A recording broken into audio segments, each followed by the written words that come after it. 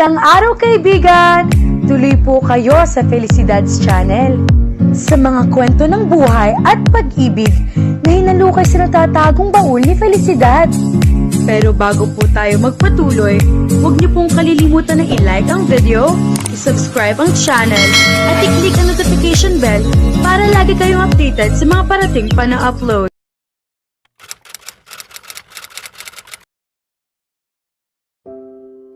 Tahimik na nakaupo si Amara sa maliit na sopa, habang walang malay na hinihimas ng kanyang mga daliri ang tahi ng unan. Marahang pumapasok sa bahagyang nakabukas na bintana ang mahinang ugong ng lungsod.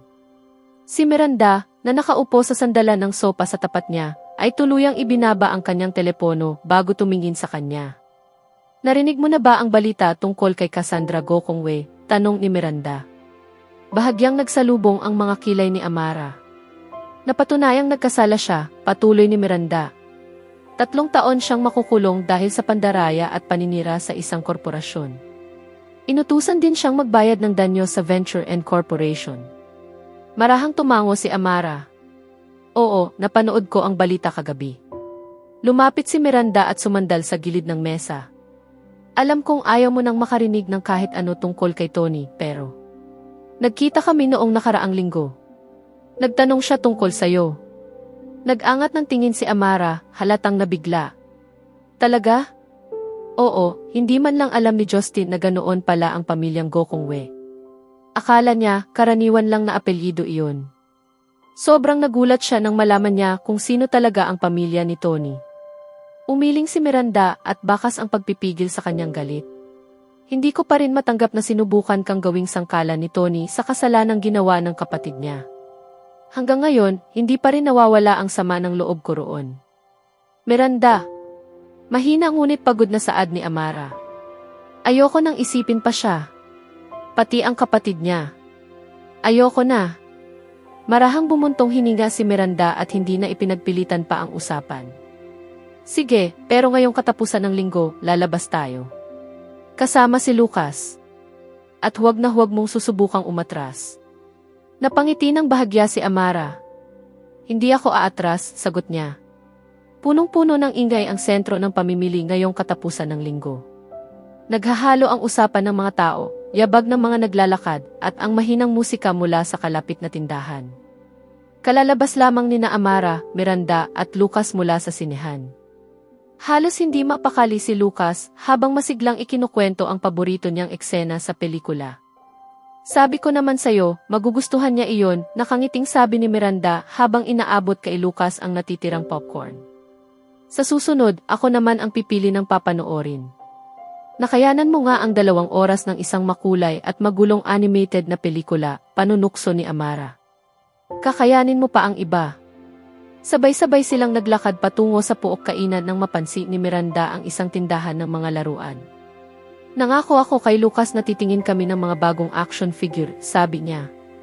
2 minuto lang. Huwag kayong aalis dyan."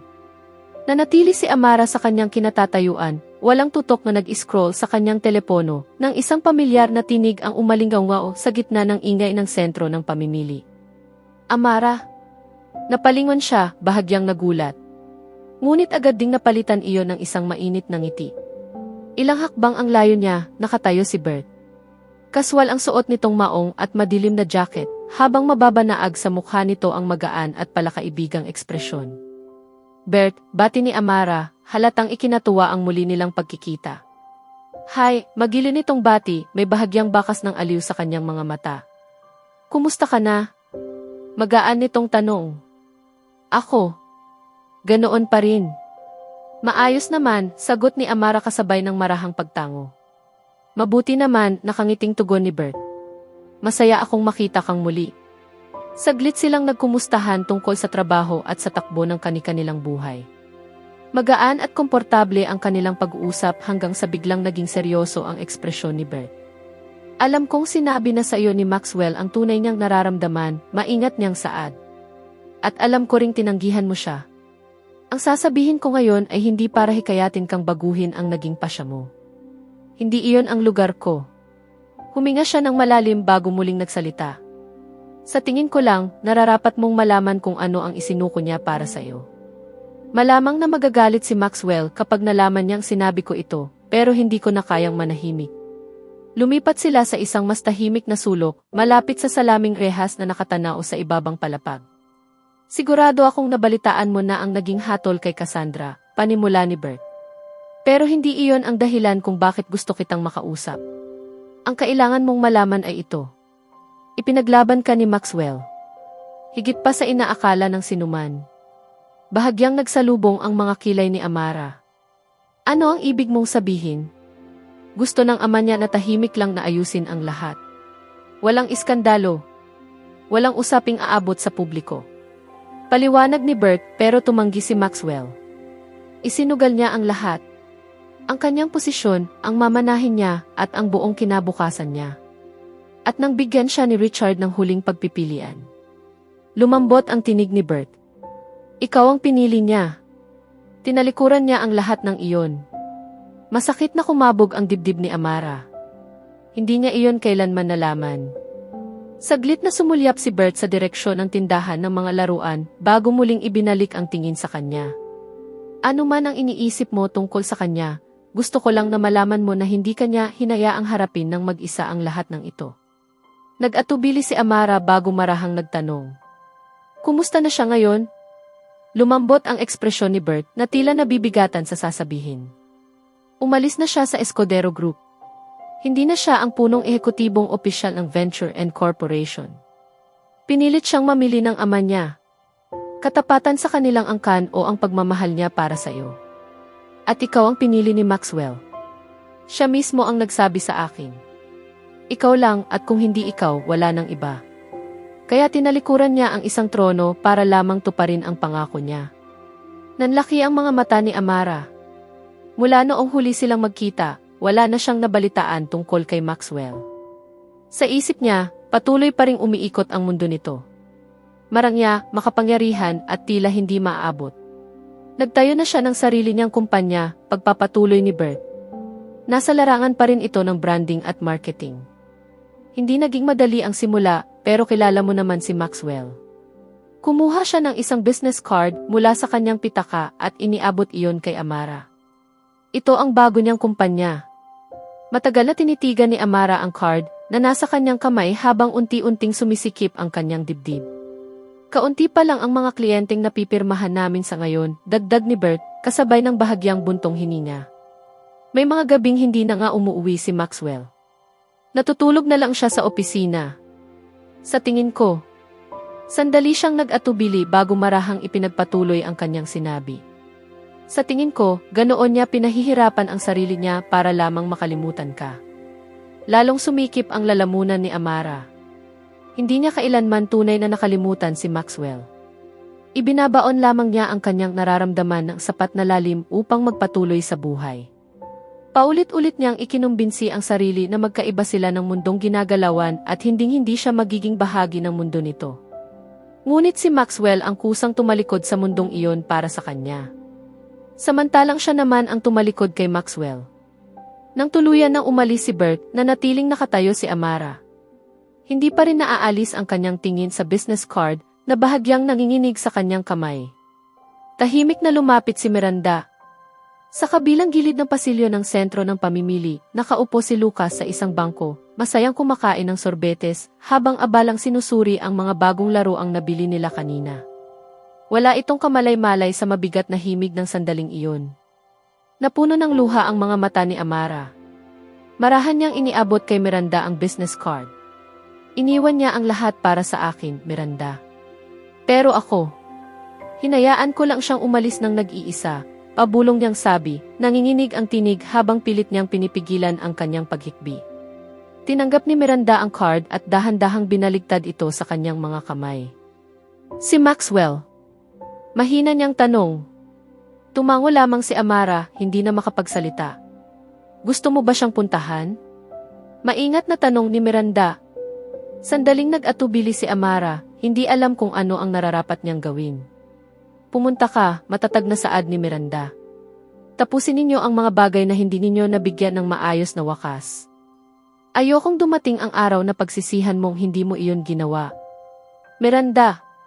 Nanginginig na sambit ni Amara. Pumunta ka, putol ni Miranda habang marahang pinupunasan ang mga luha sa kanyang pisngi. Ako na ang bahala kay Lucas ngayong gabi. Yumuko si Amara at marahang binuhat si Lucas. Hinalikan niya ito sa pisngi ng buong pagmamahal.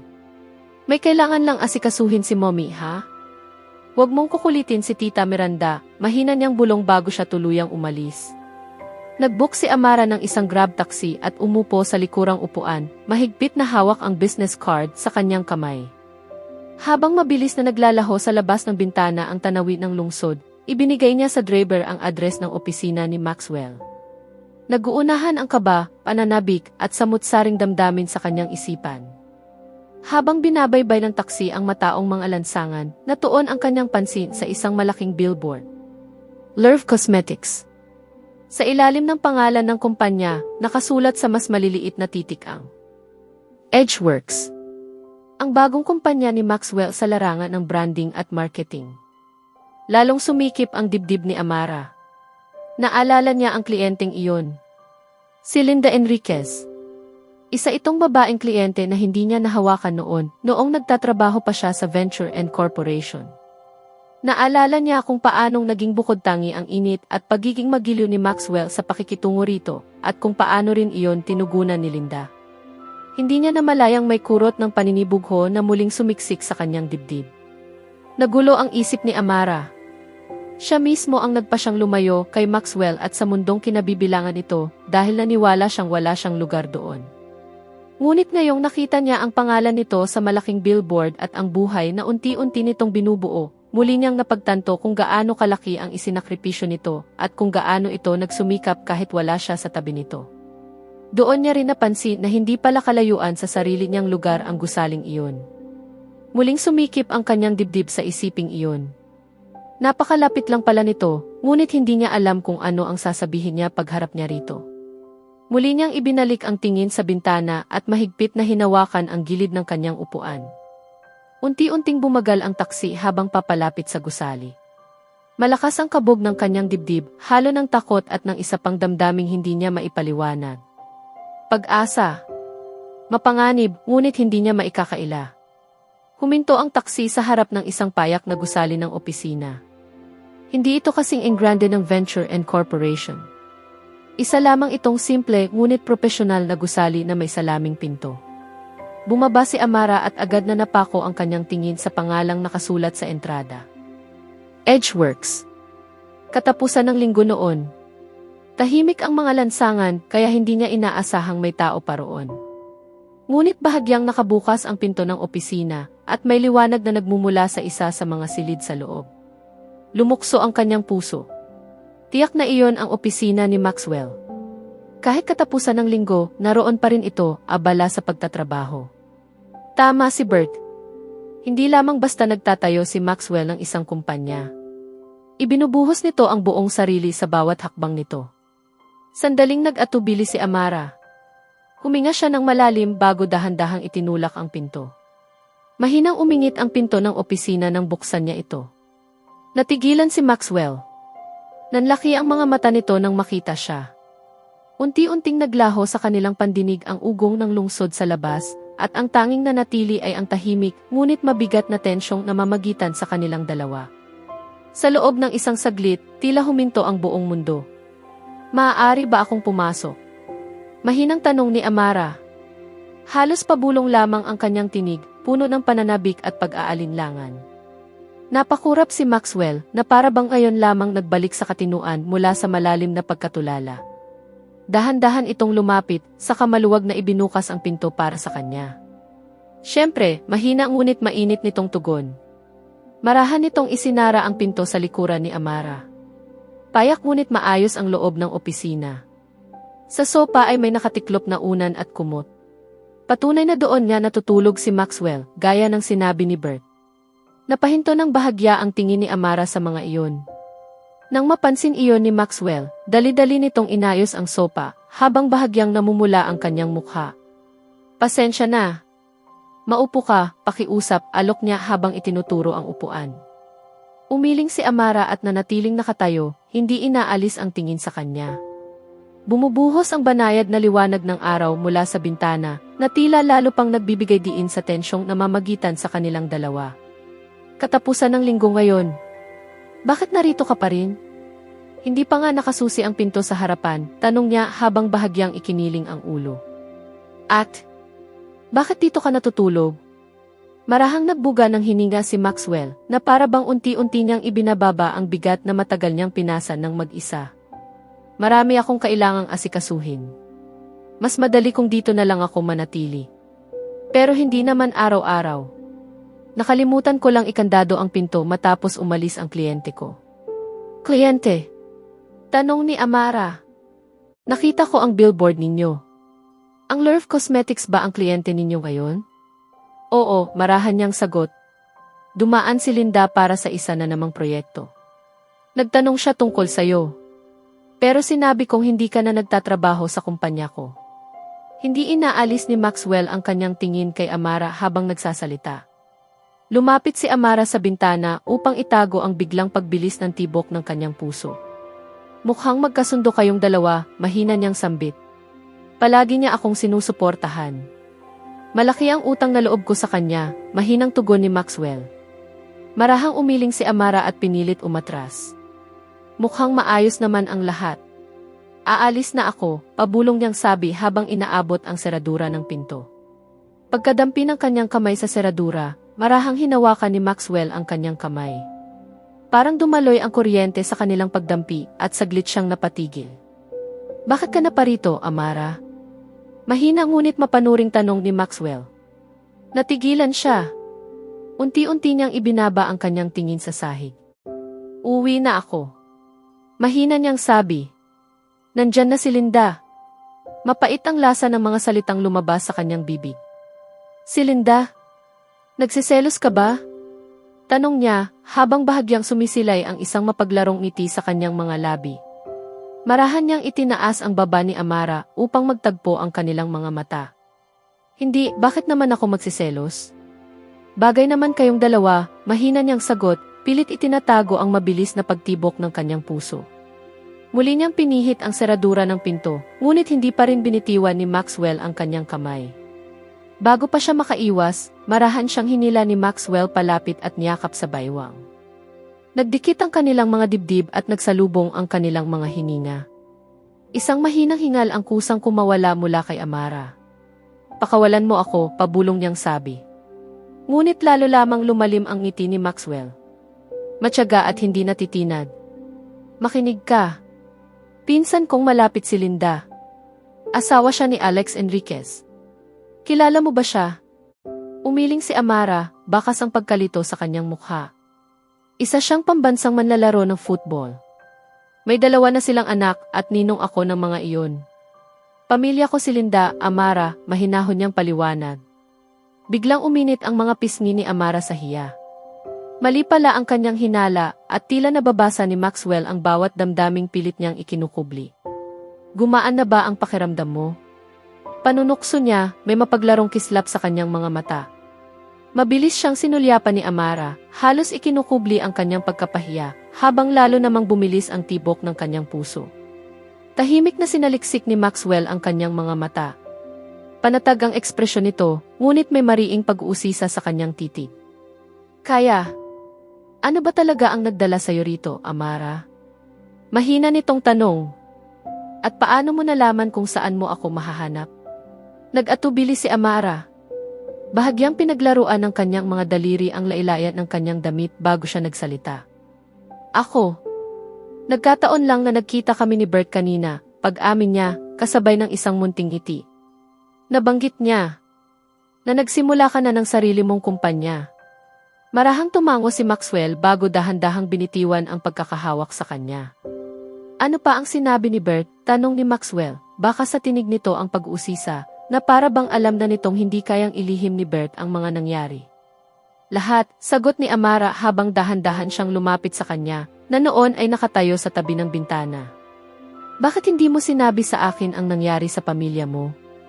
Bakit mo isinugal ang lahat? Tanong niya habang marahang hinawakan ang kamay ni Maxwell. Huminga ng malalim si Maxwell. Ayaw kong suklian mo ang nararamdaman ko dahil naaawa ka sa akin, Amara. Hindi ko kailangan ng awa. Pero kung babalikan ko man ang lahat ng nangyari, gagawin ko pa rin ang parehong desisyon. Hindi ako magsisisi. Marahan niyang hinaplos ang pisngi ni Amara habang buong katapatan siyang tinitigan. Ang tanging gusto ko lang ay maging masaya ka. Mabilis at mababaw ang paghinga ni Amara habang unti-unti siyang lumapit. Napakalakas ng tibok ng kanyang puso na para bang maririnig iyon ni Maxwell. Marahan niyang itinaas ang kanyang mukha at banayad na idinikit ang kanyang mga labi sa labi nito. Isang magaan at nag-aalangan na halik na tila naghahanap ng kasagutan. Saglit na natigilan si Maxwell, halatang nagulat. Pagkaraan ng isang iglap, marahan siyang yumuko at buong pag-iingat na tinugon ang halik ni Amara. Nagsimula itong banayad at puno ng pag-iingat, hanggang sa unti-unting naging mas taimtim, na para bang lahat ng damdaming matagal nilang kinimkim ay sabay-sabay na bumuhos sa iisang sandaling iyon. Naglaho ang lahat ng nasa paligid nila. Ang opisina, ang lungsod, ang ingay ng mundo. Sa mga sandaling iyon, tanging ang isa't isa lamang ang kanilang nadarama. Nang bahagya silang magkalayo, magkadikit pa rin ang kanilang mga noo. Nanginginig ang tinig ni Amara nang marahan siyang magsalita. Mahal kita, Maxwell. Matagal na kitang mahal. Pero akala ko, hindi ganoon ang nararamdaman mo para sa akin.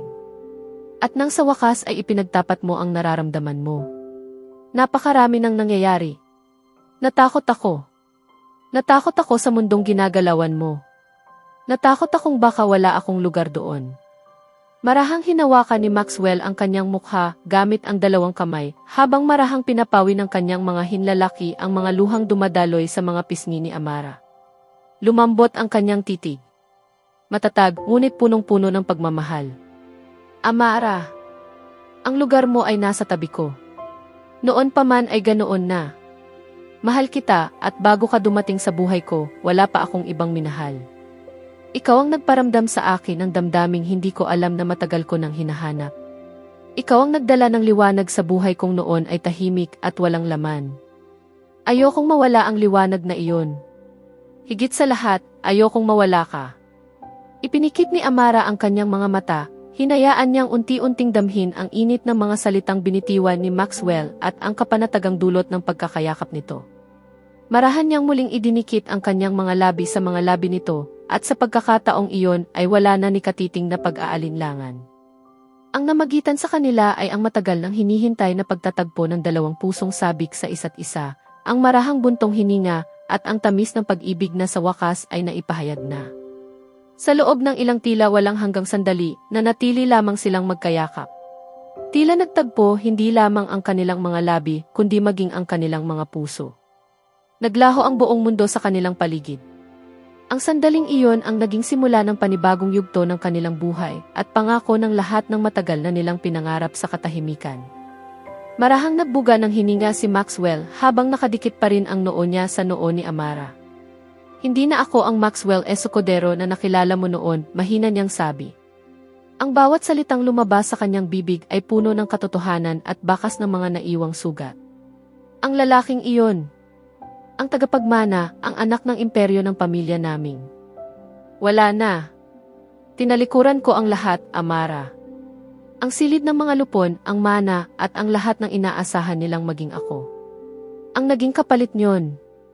Ang apelyido ko. At ang sarili kong pamilya. Huminto siya sandali na para bang sariwa pa rin ang sakit ng bawat pag-amin. Pero kung mabibigyan ako ng pagkakataong balikan ang lahat, uulitin ko pa rin. Sa bawat pagkakataon. Dahil mas pipiliin kong mawala ang lahat ng iyon kaysa mawala ang sarili ko. O ikaw. Muli siyang natahimik.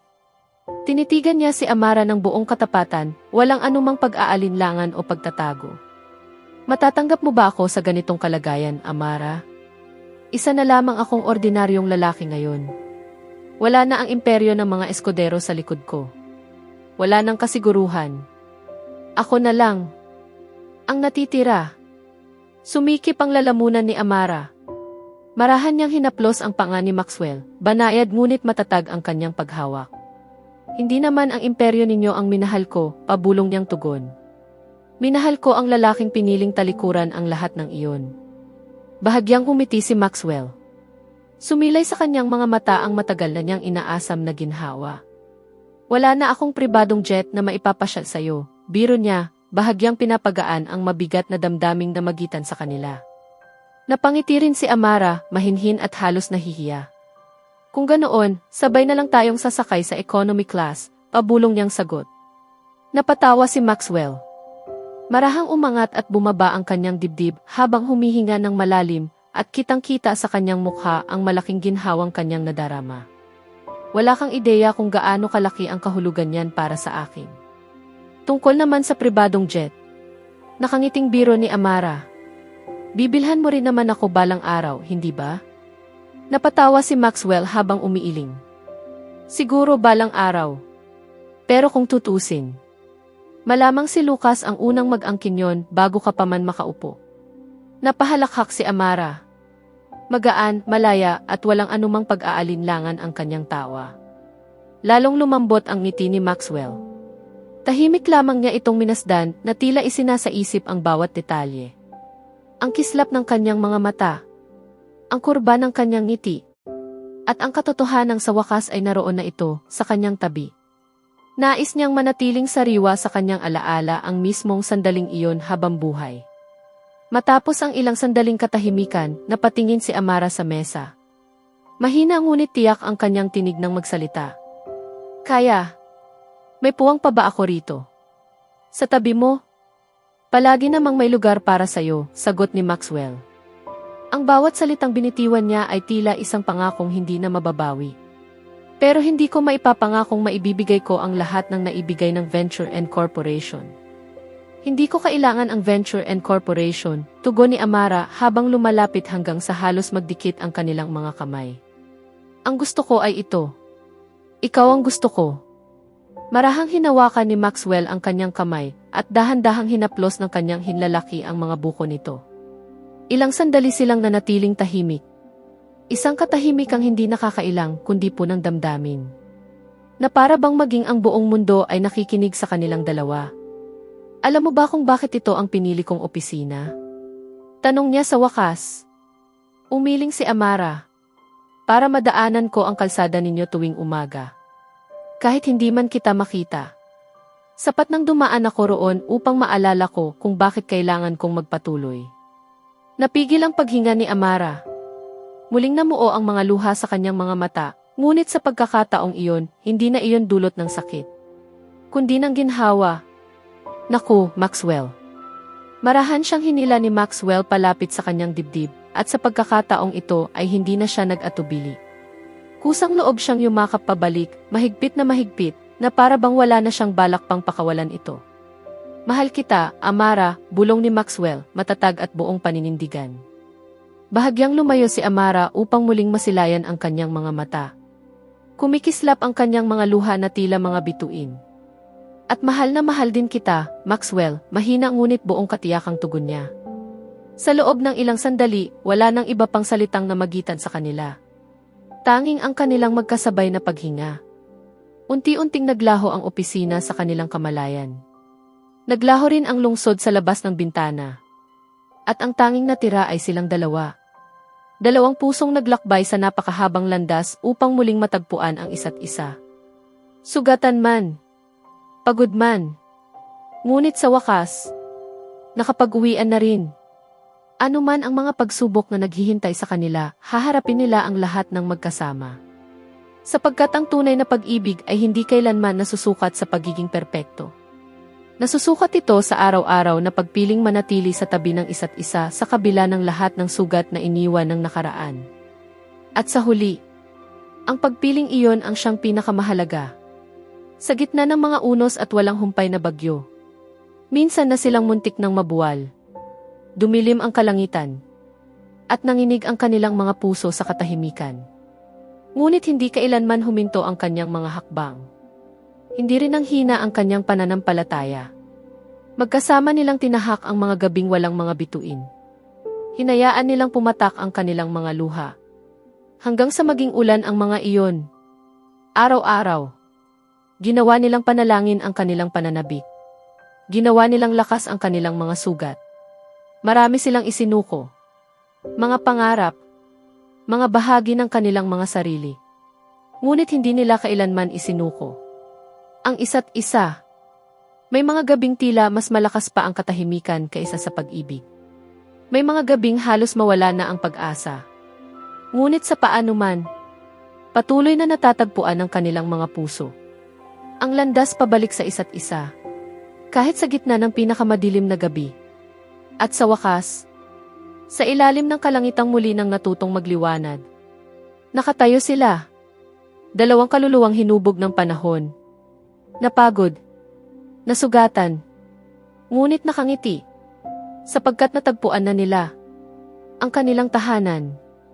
Ang kanilang pag-ibig ay kwento ng mga sugat na natutong maghilom. Ng mga sakripisyong hindi kailanman nasayang. At ng tadhanang sa wakas ay piniling maging maawain. Hindi na nila kailangang magkubli sa mundo. Hindi na rin nila kailangang lumaban ng nag-iisa. Tapos na ang digmaan. At ang naiwan ay silang dalawa. Hindi perpekto. Hindi walang sugat. Ngunit magkasama. At kung sakaling may magtanong balang araw, sulit ba talagang pagdaanan ang lahat ng sakit para sa pag-ibig?